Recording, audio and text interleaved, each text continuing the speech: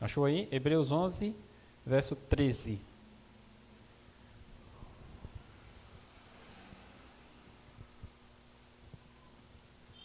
Todos estes morreram na fé. Não é assim que diz? Sem ter obtido as promessas. Vendo-as, porém, de longe e saudando-as, confessando que eram estrangeiros e peregrinos sobre a terra. Porque os que falam desse modo manifestam estar procurando uma pátria. E se na verdade se lembrassem daquela de onde saíram, teriam a oportunidade de voltar. Mas agora aspiram a uma pátria superior, a celestial. Por isso Deus não se envergonha deles, de ser chamado seu Deus, porquanto lhes preparou uma cidade. Amém.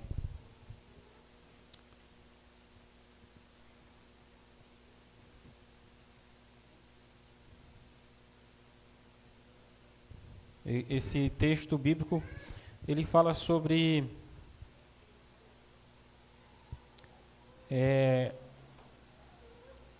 a concretização, o cumprimento das promessas de Deus. E a evidência de que essas promessas estão além do que tudo que a gente vê nesse mundo. Nós temos observado as religiões oferecerem às pessoas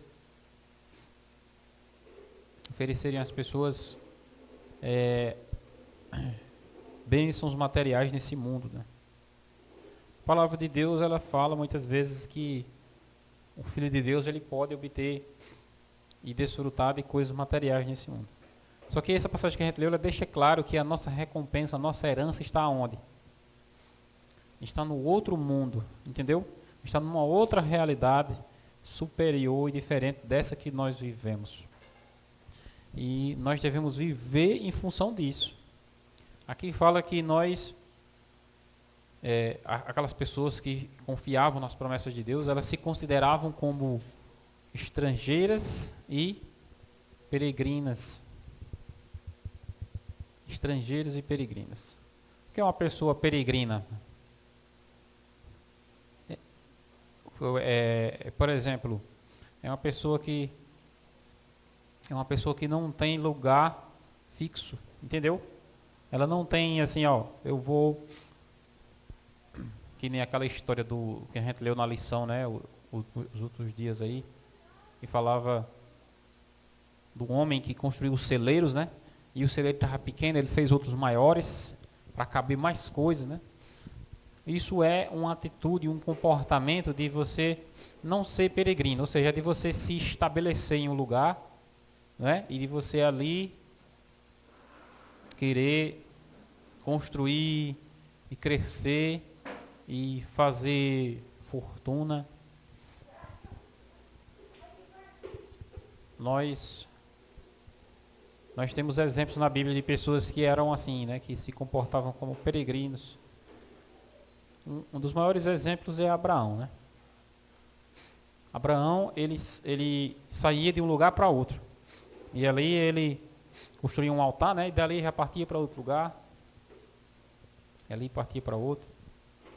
Eu estava vendo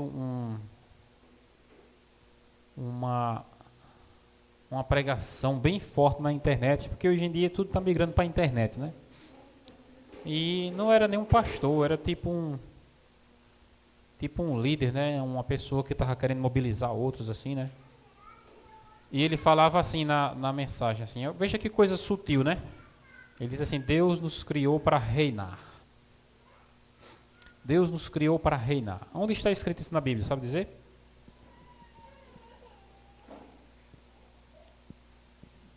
Está no livro de Gênesis, logo no começo do livro, né? Ele diz assim que Deus criou Adão para dominar, para reinar sobre o quê? Sobre a terra, sobre os animais, sobre tudo que existe na terra, né? Deus criou Adão com esse objetivo de reinar, de dominar. Então, ele pregava falando assim, né? Veja bem, essa é a primeira camada da identidade. A gente fala assim, né?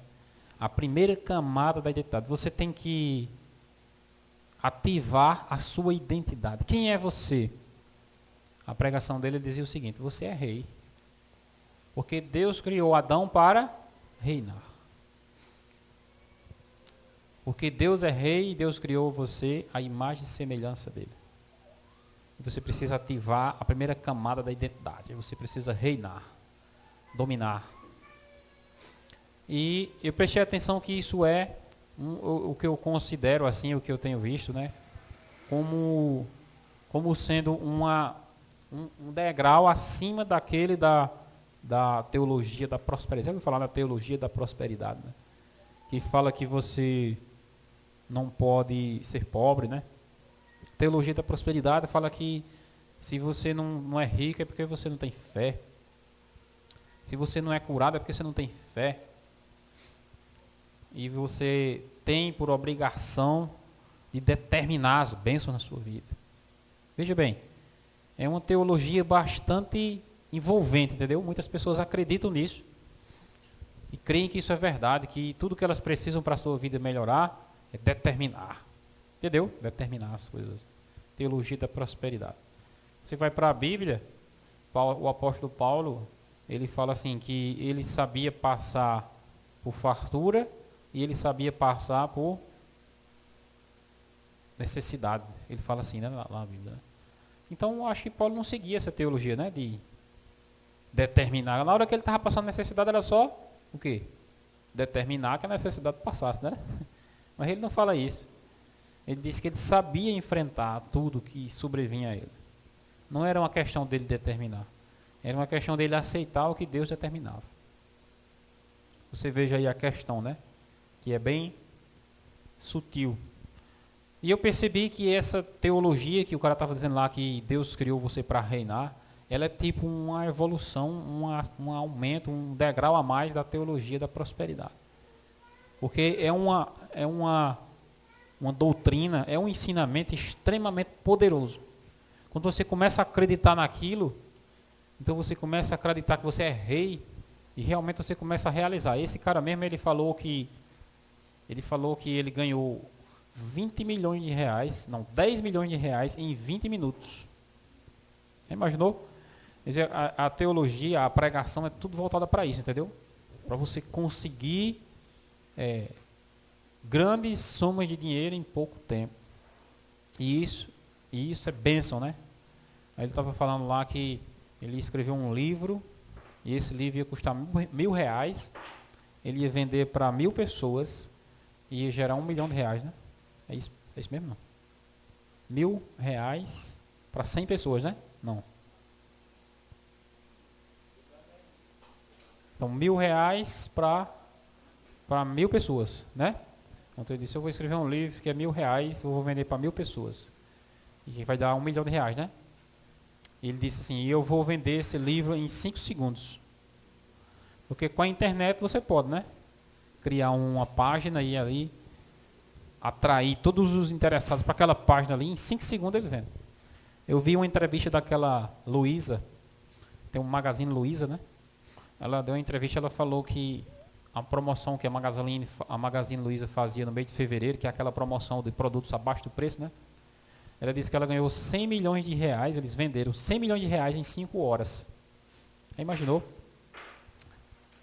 A Magazine Luiza conseguiu vender 100 milhões de reais em 5 horas. Ou seja, a internet, ela tem essas facilidades, né? E eu percebi que essa teologia, ela liga a teologia da prosperidade com a velocidade da internet. Aí faz esse negócio extremamente grande, né? Porque gera milhões. E vai ensinando as pessoas aquilo, entendeu? Fazendo com que as pessoas acreditem naquilo, você é rei, você... aí eu comecei a olhar na Bíblia e pesquisar, será que isso está certo? Porque é algo extremamente sedutor. Quem é que não quer ganhar dinheiro? Não é? Quem é que não quer ser rei? Quem é que não quer? Aí eu fui olhar a Bíblia, irmãos, aí a Bíblia deixa claro, né? A Bíblia deixa muito claro que realmente Deus criou Adão para ser rei, para dominar. mas que esse domínio ele perdeu para quem? Sabe me dizer para quem? Para Lúcifer.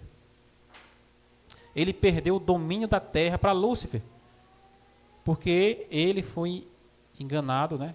Ele não foi enganado, Eva foi enganada e Eva foi lá e convenceu Adão a comer da fruta, e com isso daí ele perdeu o domínio para Lúcifer. Você lembra da tentação de Jesus? Que tem uma parte que Jesus está lá, aí o diabo mostra a ele todos os reinos do mundo, né, assim? Aí o diabo diz o que para Jesus? Tudo isso te darei, se prostrado me adorares. E nessa passagem mais ele fala assim: porque isso me foi entregue. Observe, a Bíblia deixa claro, irmãos, que Deus realmente criou o ser humano para reinar, mas Adão falhou. E por causa da sua falha, o domínio passou para quem? Passou para o inimigo. Se eu não me engano, uma ou duas vezes no Evangelho, Jesus chama Lúcifer de príncipe desse mundo. O que significa príncipe desse mundo? Significa aquele que reina aqui. Então, quando eu chego pregando para vocês que quem reina é a gente, eu estou indo contra o que a palavra de Deus diz. Está entendendo? É um negócio muito sutil. De fato, Deus criou o ser humano para reinar.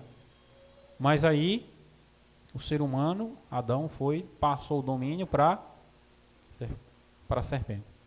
O que é que acontece? Cristo foi lá e tomou o domínio da serpente, entendeu? Quando Cristo morreu, ele disse: agora toda a autoridade me foi dada no céu e na terra. Então o domínio passou para Cristo, entendeu? Olha, era de Adão, aí Lúcifer tomou, e Cristo tomou de Lúcifer o domínio da terra, né? Então Cristo agora ele tem a primazia, ele tem o direito de reinar. E a Bíblia diz que ele vai convocar os redimidos para reinarem com ele. Isso está escrito na Bíblia, no livro de Apocalipse, no capítulo 20. Ele diz que os redimidos no reino dos céus, durante o milênio, eles viverão e reinarão com Cristo durante os mil anos. Ou seja, Cristo realmente ele vai dar o reino, ele realmente ele vai dar o domínio aos redimidos, mas isso será quando? Isso será depois da volta de Jesus. Está entendendo? Não é agora. Observe o perigo dessa doutrina. Observe o perigo desse ensino, entendeu? É um negócio extremamente sedutor, tentador, que leva as pessoas a realmente querer aquilo, mas é algo que vai contra a palavra de Deus, vai de encontro ao que a palavra de Deus diz. A palavra de Deus ela deixa claro que nessa terra nós somos o quê? Peregrinos e estrangeiros. E tudo que a gente tem aqui nesse mundo, a gente tem que ter como uma dádiva de Deus, entendeu? Eu estava lendo umas passagens bíblicas que sempre me deixou muito confuso, né? Porque ao mesmo tempo assim, a gente tem que trabalhar, não é isso? A gente tem que crescer, a gente tem que estudar, porque faz parte da nossa vida aqui, a gente puder empreender e construir um trabalho que lhe dê renda, é muito bom. Entendeu, Leda? Se você puder estudar, se você puder empreender, encontrar um negócio que lhe dê renda, e quanto melhor for aquela renda, você vai achar melhor, não é isso? E eu tive pesquisando sobre isso, eu encontro algumas passagens bíblicas que elas falam assim, de forma muito clara, que isso é muito perigoso. É uma coisa boa, mas ao mesmo tempo é muito perigoso. O profeta, o rei Salomão, né? Tem um versículo lá no Provérbio que ele diz assim: não te fatigues para seres ricos, não empregue nisso a tua inteligência. E eu fiquei entendendo, mas puxa vida, como é que a pessoa não deve buscar crescer na vida, não deve ter ambição para crescer? Por quê? É exatamente porque a Bíblia diz que isso é perigoso. Se você observar bem, a pessoa quando ela começa a encontrar meios e encontrar formas de progredir na vida, automaticamente o que é que diminui nela? O desejo de servir a Deus. Você pode dizer assim, não, mas não é com todos. Pode não ser com todos, mas é com a maioria. A maioria. A riqueza, não é? Os bens materiais, eles acabam causando um fascínio tão grande na pessoa, e às vezes não precisa nem ser muito, sabia? Eu já vi diversos exemplos aqui de pessoas que vêm na igreja aqui, começam a estudar a Bíblia, eu estou desempregado, eu estou orando aqui para arrumar um emprego, e de repente a gente ora, a pessoa arruma um emprego, na hora que arruma, tchau igreja, tchau, bye bye para vocês. Eu já vi acontecer isso aqui, entendeu? Uma coisa tão simples, né? Um emprego, uma coisa fácil, e a pessoa de repente tem um fascínio por aquilo, e vira as costas para Deus, para a Bíblia, para tudo. Era o que a gente pensa que era para ser assim, né? Só que ao mesmo tempo não é pecado ser rico. A Bíblia ela não condena isso, né? Você ser rico. O pecado é a tentação de você deixar a riqueza lhe dominar, que é uma coisa que nem eu nem você sabemos como, né? Mas nós temos uma tendência, né, de agir assim, entendeu? De agir assim. Eu sempre fico pensando, olhando aqui para a igreja, observando, né? Eu ando pela cidade e eu observo e vejo assim, essa cidade tem muita gente rica, né? Aqui em Patos tem alguns bairros que é só de gente rica, né?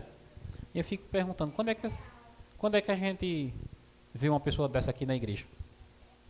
Quando é que a gente vê? A gente não vê essas pessoas muitas vezes nem na casa delas mesmo. A gente passa lá e observa, olha para um lado e para o outro, não vê, né?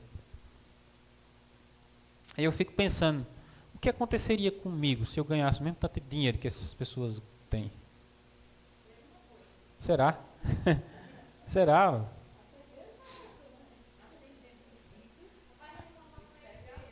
Aí eu fico sempre com aquele pensamento assim, não, se eu queria ter muito dinheiro para eu poder realizar mais coisas. Mas quanto mais eu penso assim, mais eu vejo que eu caio em armadilhas, entendeu? Caio em armadilhas, em laços, que diz, o dinheiro é um negócio que você pensa que é bom, mas na verdade ele é escorregadio, né? Você pisa ali e de certa forma é uma forma de você realizar coisas, né? Que você com dinheiro, com muito dinheiro, a irmã Alda sendo rica, a irmã Glauciana, a irmã da Guia, tem muito dinheiro, então a gente podia se unir aqui, vamos construir uma igreja grande, não é assim? A gente pensa assim, né? Porque com o dinheiro tudo se realiza, assim, você constrói as coisas.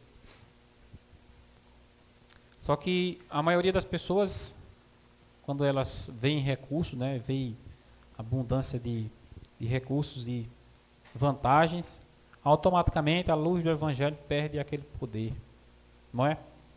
A palavra de Deus perde aquela força, porque é natural que a pessoa necessitada procure a igreja, mas a pessoa que é satisfeita de tudo, porque o dinheiro satisfaz, ela vai procurar a igreja para quê? Está entendendo? É exatamente isso. E todos nós temos essa tendência, né? E nós precisamos entender que o trabalho que a gente... Prioridade, né? O trabalho que a gente vem buscar na igreja não é procurar algo para nós. É atender o chamado de Deus para nós. Reagir àquilo que Ele nos pede. Quase todo mundo vem para a igreja com um objetivo, com um pensamento de ouvir algo, de receber algo, de entender algo, de obter uma bênção. Mas as pessoas realmente sábias, as pessoas realmente de comunhão com Deus, elas vêm para a igreja com o objetivo de adorar a Deus. Ou seja, de tomar parte em algo que é feito para glorificar a Deus. A compreender que ela participa de um serviço, Odilon, e que esse serviço não é em prol dela, é em prol de Deus, ou seja, da obra de Deus, do reino de Deus. E esse serviço se concretiza, se materializa, quando a entrega é completa. Deus nos chama para crer nele e confiar nele. E Cristo disse assim: onde estiver o teu tesouro, aí estará o teu coração. E ele diz também que ninguém pode servir a dois senhores, né? Porque amará um e desprezará o outro. Não podeis servir a Deus e as riquezas. Eu li diversos livros que falam sobre isso, né? Livros sobre desbloqueio da mente, né? Para você entender os princípios da riqueza. E a riqueza em si, muitas pessoas pensam que é dinheiro, que é bens materiais, né? Só que os princípios da riqueza, eles estão dentro das pessoas, entendeu? Dentro da mente das pessoas. A pessoa que não tem esses princípios dentro da sua mente, ela pode pegar a riqueza nas suas mãos, mas logo aquela riqueza se dissipa, entendeu? E as pessoas que têm aqueles princípios dentro da mente, muitas vezes elas podem não ter riqueza material, mas por a sua vida ser regida por aqueles princípios, automaticamente elas criam aquilo.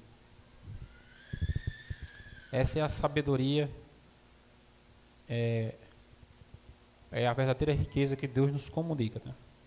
Deus, ele abençoou a vida de Abraão, né? Abraão era um homem próspero. Isaac e Jacó também eram homens prósperos. O povo de Israel era um povo próspero. A vida de Salomão também foi a vida mais próspera que já existiu. Né? O homem mais rico que já existiu.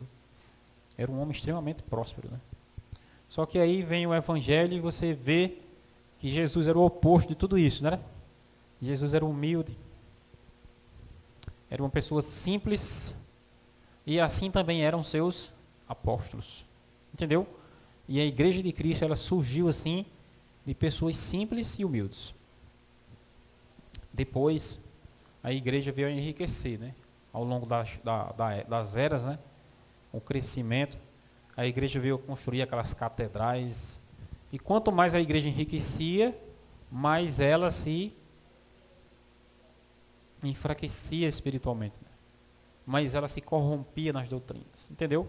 Quanto mais ela crescia em riqueza, e quanto mais a igreja mantinha a humildade, o padrão de Cristo, mas ela conservava a pureza, o ensino da doutrina, da verdade. Eu me lembrei agora da história de Pedro, que ele ia entrando no templo, né? Aí disse que tinha um aleijado pedindo esmola, né? Aí o aleijado foi e estendeu a mão para Pedro, né? Esperando alguma coisa. O que foi que Pedro disse a ele? Eu não tenho prata nem ouro, mas o que eu tenho eu te dou. Em nome de Jesus Cristo, levanta-te e anda. E segurou na mão do homem, o homem deu um salto, né? E entrou saltando dentro do templo e pulando e agradecendo a Deus. Aí Pedro não tinha prata nem ouro, mas tinha mais do que isso. Não era? Ele tinha a unção do Espírito Santo.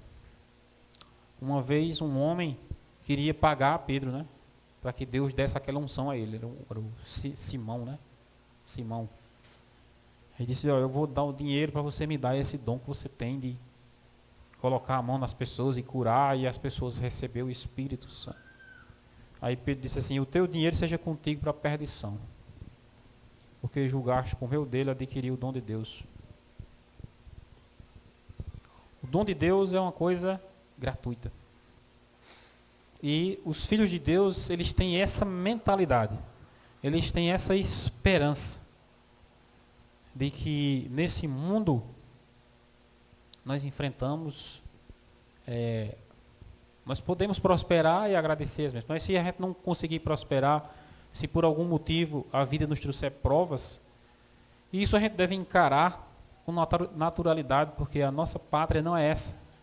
Nós aguardamos a cidade da qual Deus é o arquiteto.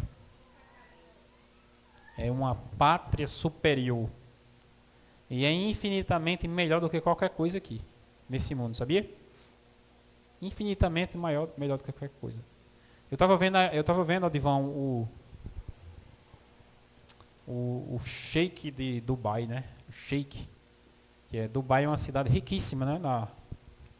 No Oriente Médio ali, Emirados Árabes. Um banheiro todo de ouro, o vaso de ouro dele, né? Um homem extremamente rico. Só que o banheiro dele é de ouro, né? E o vaso é de ouro, essas coisas assim. E o carro dele tem uma Ferrari que como é que diz? Não é de ouro, mas ela é, né? Pintada, né? Revestida com ouro, alguma coisa assim. E um homem muito rico. Só que quando você vai para a Bíblia, lá no Apocalipse, fala que a cidade da Nova Jerusalém é toda de ouro. As ruas são de ouro. Entendeu? As ruas são de ouro. É como se fosse uma pérola. As 12 portas da cidade são 12 pérolas. Não existe nada no mundo que se compare a isso. Entendeu? Não existe nada. Abraão, ele andou peregrinando na terra da promessa. E Deus dizendo, essa terra eu te darei, essa terra eu te darei. Era assim que Deus sempre falava com ele, né? E disse que Abraão morreu e não recebeu a terra. Porque a terra que Deus estava dizendo que ia ser de Abraão mesmo era a nova terra. Entendeu? Era a pátria superior. Ela sim se aplicava àquela região de Canaã, que foi dada aos filhos de Israel, os descendentes de Abraão. Só que no sentido amplo do que Deus estava falando, ela se referia à pátria futura. Como Jesus mesmo disse, né? Os justos herdarão a terra e se deleitarão na abundância de paz. É isso que nós aguardamos, é isso que nós devemos ter em mente. E devemos ter em mente, irmãos, que a riqueza maior nós já temos, que é a graça de Deus conosco. Né? Eu peço a Deus que Ele nos dê sabedoria, a mim e a cada um de nós, para que a gente, ao trabalhar, né, venhamos saber usar a nossa mente, para que não venhamos nos desviar pela tentação da riqueza. Né? Porque é uma tentação muito grande, né? E você pode enveredar facilmente por coisas erradas. Né? Às vezes até por coisas certas. Né? Como eu falei para vocês, no caso desse pregador aí, que estava pregando que Deus nos criou para ser reis e gerando muito dinheiro, mas não percebe que ali na essência da mensagem dele tem o quê? Um erro, que vai contra o que a palavra de Deus diz. E o inimigo ele é especialista em fazer isso. Né? O inimigo ele não atinge o mundo de forma descarada, entendeu? Ele joga a verdade e no meio da verdade ele coloca uma mentira ali. Ele é especialista em fazer essas coisas, entendeu? Em colocar astúcia. E dessa maneira as pessoas são enganadas. Ele está sempre pronto para criar filosofias e teorias extremamente atrativas. Eu me lembro quando eu entrei na igreja, tinha um negócio que eu estava sempre acompanhando, que era dos espíritas, né? Eles falando o tempo todo de caridade, caridade, caridade, né? Caridade, caridade, ajudar, caridade, caridade, caridade, direto. Eu disse, isso é coisa boa, né? Só ajudando, só ajudando, só ajudando. Aí do meio por fim tem lá não sei o que, e vai reencarnando e reencarna, e de repente vem um morto e conversa com os vivos, e para fazer caridade, caridade. Você está entendendo, né? Que ele pega um negócio que é essencialmente bom, né? Não é assim? E mistura com o fermento, né, da serpente. Que Deus nos proteja. Amém? Eu quero nesse momento orar. Vamos ficar de pé e vamos agradecer a Deus e pedir a proteção de Deus, que o Senhor nos mantenha sempre firme em os caminhos dele. Se Ele puder nos dar riqueza, de maneira que a nossa riqueza que Ele nos der seja para a glória dele, que Ele dê.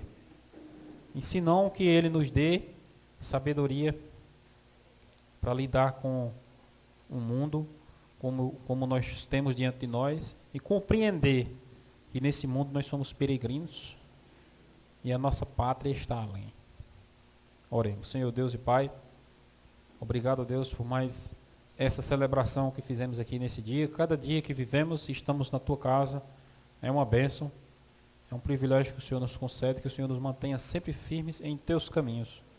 Nos ajuda a ter pensamentos equilibrados, a compreender, ó Deus, que o chamado que o Senhor tem para nós é superior a qualquer coisa que esse mundo ofereça.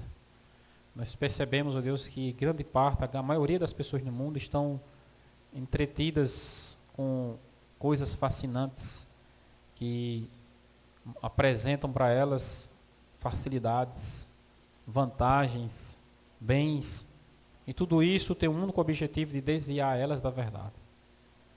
Que o Senhor nos ajude a nos precaver contra esse perigo, que nós venhamos sempre ter em alta importância, ó Deus, o Teu reino diante de nós, de maneira que a gente venha nos desvencilhar de todas essas armadilhas que o mundo apresenta. Aprendermos a sermos gratos a Deus por tudo, a vivermos contentes, felizes, a vivermos, ó Deus, com a esperança da vida futura, onde nela realmente nós seremos reis e sacerdotes de Deus, como a Tua palavra nos diz. E que o Senhor abençoe o Teu povo aqui, para que ele cresça, frutifique, multiplique e venha cumprir a Tua missão. É o que pedimos e agradecemos no nome de Jesus. Amém.